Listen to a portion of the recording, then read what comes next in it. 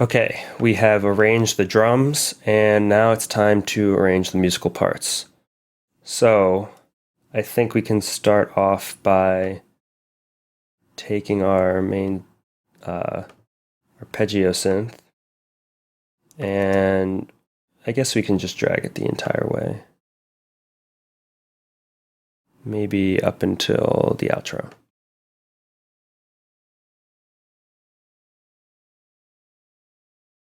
And we're not gonna start it there either, so we'll start it at the break. And I think we're gonna do something cool here, so we'll separate this for now. And instead of having it be the regular melody, we're just gonna loop that first part.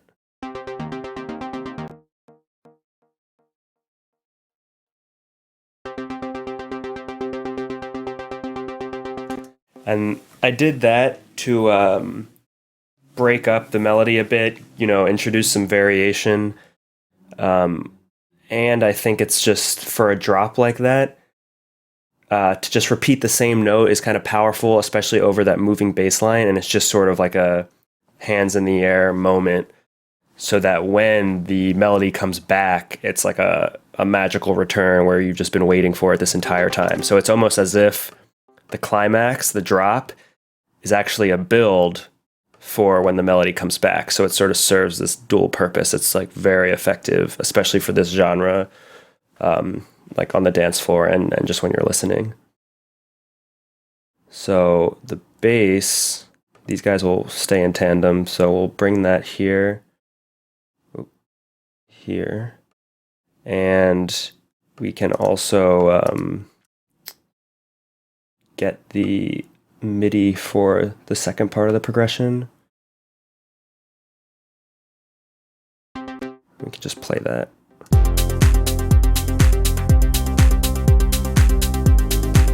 And notice we need to take those back a little bit.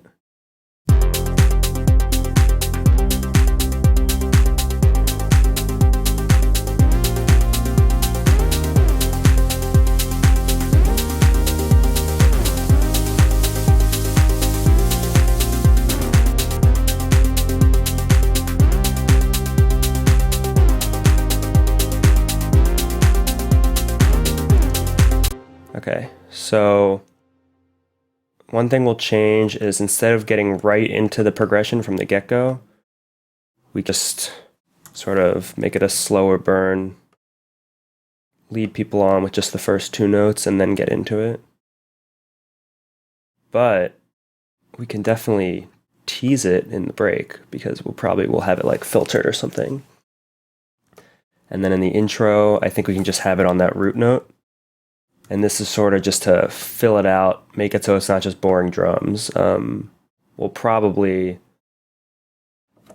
end up doing some type of like volume automation or something. But this is just so it stays interesting even during the break or the intro. Yeah, so that's way too high. And we can deal with the automation later, but it's just a placeholder. And we'll change the color. And then I think we can also go to that root note for the break. Then here's our build-up. And we're going to want that root note for the build too, because I find it's effective to hold one note right before the drop because it sort of builds that tension rather than have the progression keep moving. And it's also just a little break before the progression comes back. So similarly, we can do it during this break. And then let's also change the color of these just so we remember. Is that the same color? Yeah. Okay. And then we'll go back to the original A pattern for the final part of the song. And then, like I said, you can build that tension by just holding that one note until the end of the song. And then I guess we'll just trail out the bass towards the end. Just so it's not abrupt, it'll just sort of fade out. Cool. So, let's see how that sounds.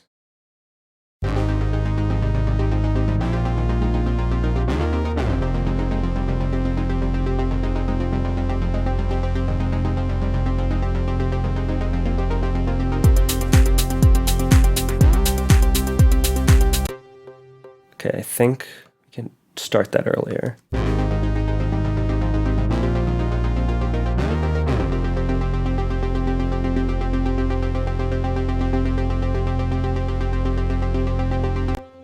Do we want it that early? Maybe not.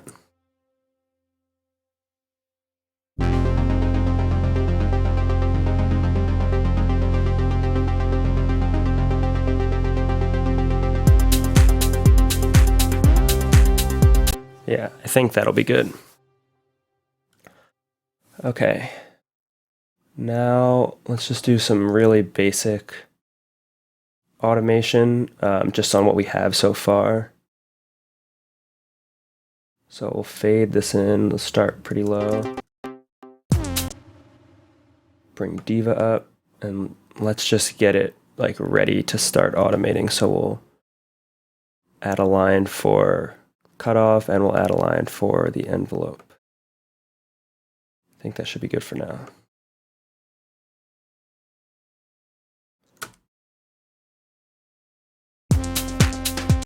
Let's do it for this one too. Actually, you know what? Let's not do it for that yet, and I'll tell you why.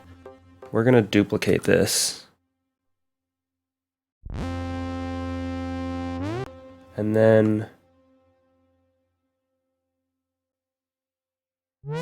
oops, minus 12. And the reason I'm doing this is we're gonna have 2 octaves of that synth pad.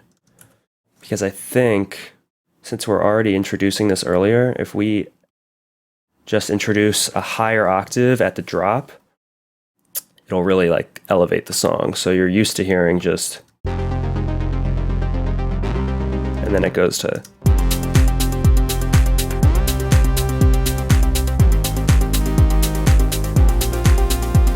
yeah, see, so like this is really the highlight. So why give it away the whole song when we can just introduce it during like the breakdown maybe, and then into the drop.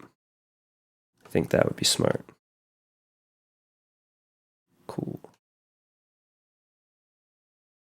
Okay, now we can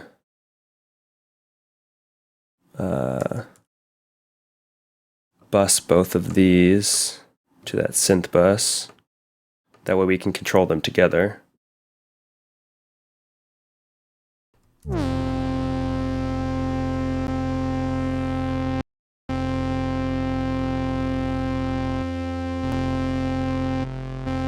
And then we can do a filter on that and automation on that.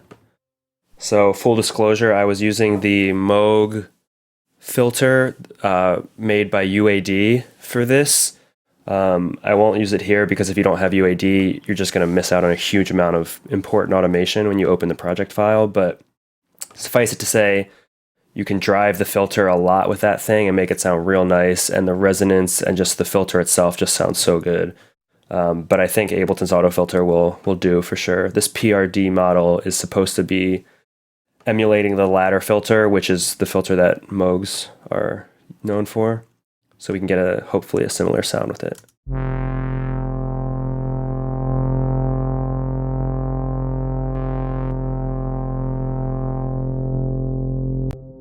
So let's see how that sounds. Yeah, that's good. And then let's also do some volume automation.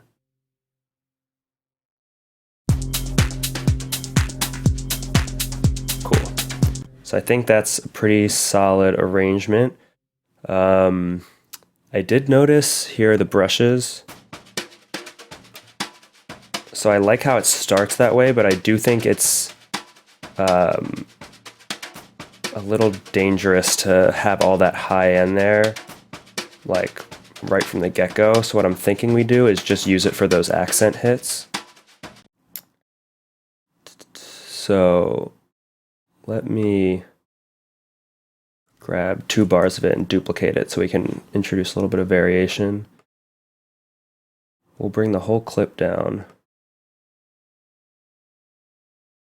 to like 50% maybe.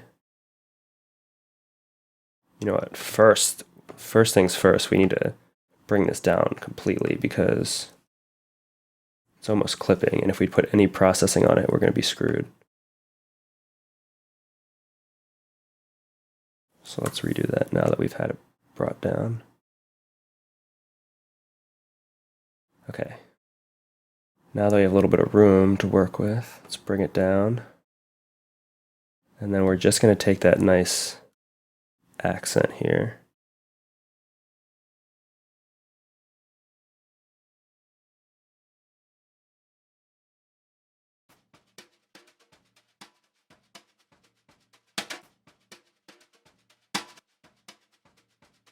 We just want it to sound natural, so we're going to use some curves. Oops, 54, 52, let's go close enough.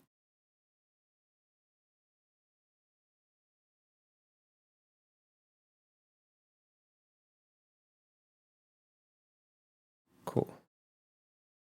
So I think this will be nice.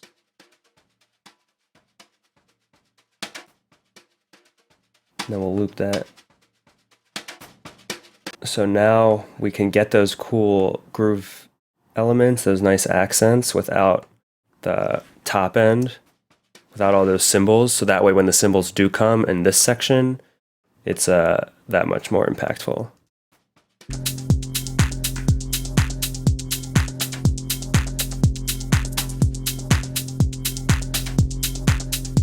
Maybe we'll do this one too.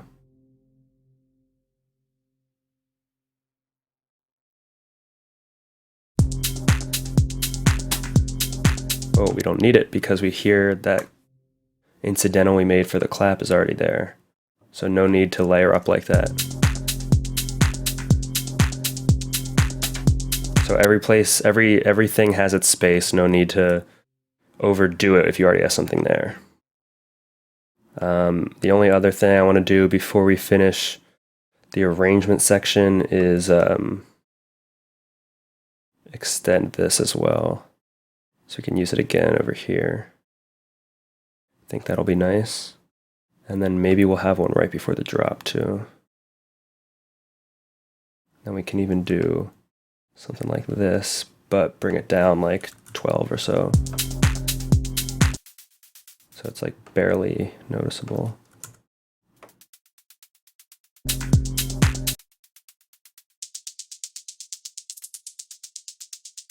So maybe we pan it a different way. Or you know what we could even do? That same Haas effect. So now it's just on the sides. And I think we can get away with that. Yeah, so it sounds really nice on the sides. I think we can get away with that because even if we collapse it to mono, a cool trick for measuring that is you bring this down to 0, click this key button. I always do number 9. And now every time you press 9, you can just test it in mono. Super quick, super easy. So it sounds a little slushier, but just because it's noise and it's not like a main element, I'm willing to sacrifice a bit of the transient by using the Haas effect, and I'm okay with that because it's noise, it's supposed to be slushy. You don't really need that transient. So now we just have a little bit of 16th note magic on the sides while this guy plays in the middle. Yeah. So I think that's good. Okay, I think this is, you know what, maybe we can automate this last part too. And then we should be good to go.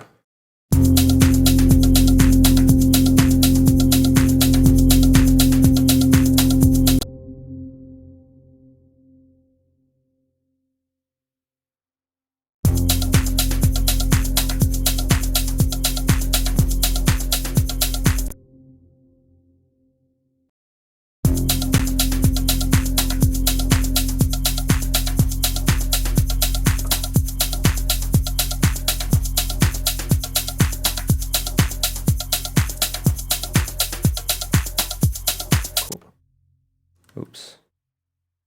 Get this up here.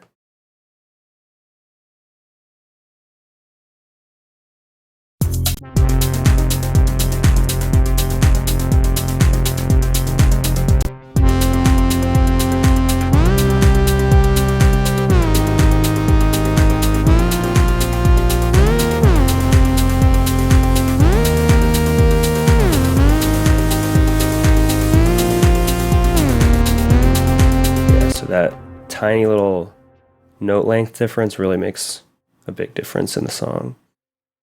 So I'll copy that over.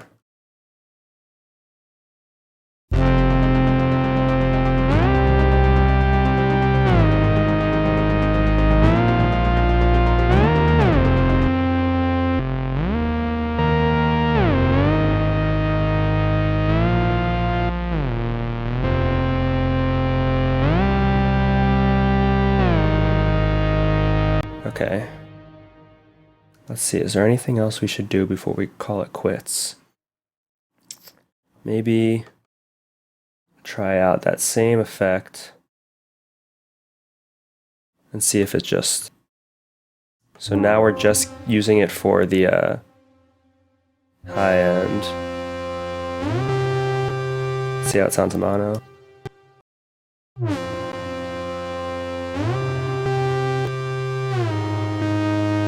Yeah, so that's a little phasey, so we might not want to do that. Let's try it on this one.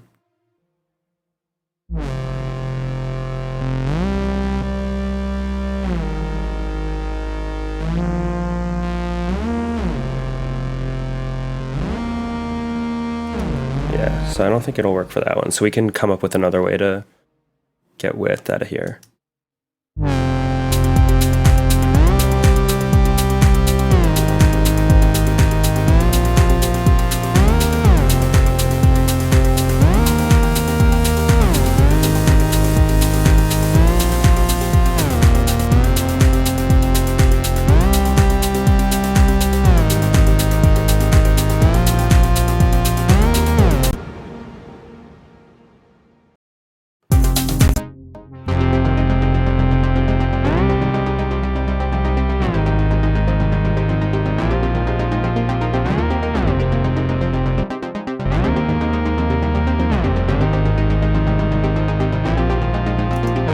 Okay, so we've done the basic arrangement for the drums and the musical parts.